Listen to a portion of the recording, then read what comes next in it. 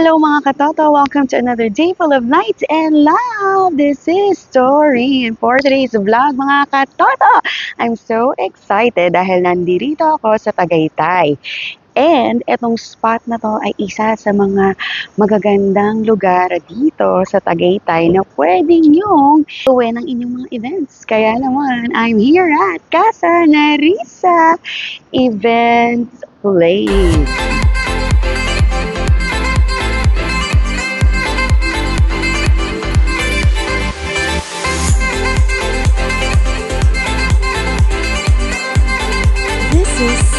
Story.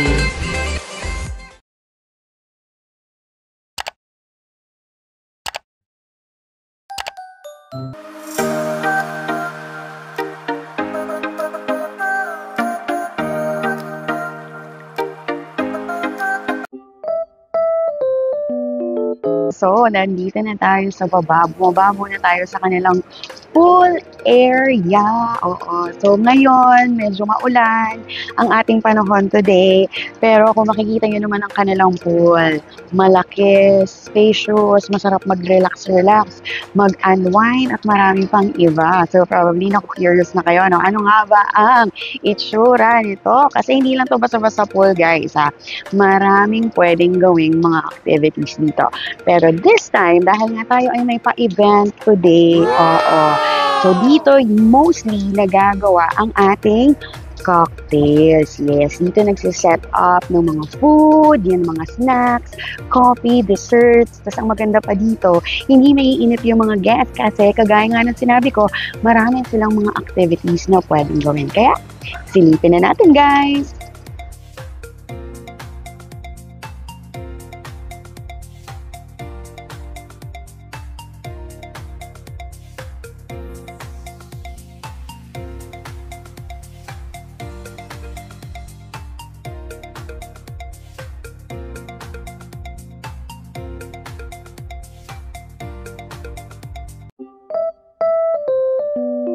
Ito na nga mga katoto, kayo ba ay nalulungkot, nababagot, at walang makausap?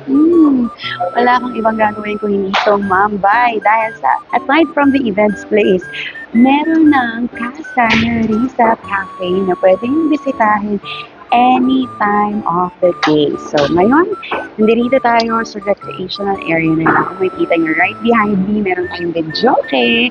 At sa gilid ko naman, na ipapakita ko, meron silang billiard. O, diba? Kaya kung ikaw ay bagot sa bahay, gusto mo ng something na magagawa, ano pang inaantay mo? Punta ka na dito sa Casa Nerissa Cafe. At hindi lang cafe, /event space, /staycation.